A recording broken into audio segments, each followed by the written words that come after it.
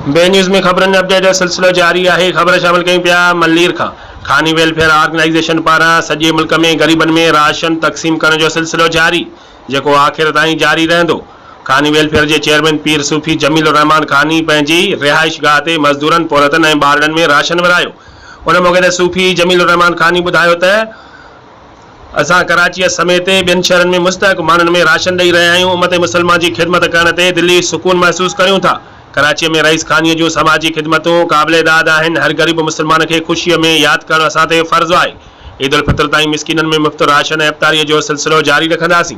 सरहदी वारा हिन कारे खैर में हिस्सो वठनि। रिपोर्ट कराए मुश्ताक गबोल, बे न्यूज़ मल्लीर।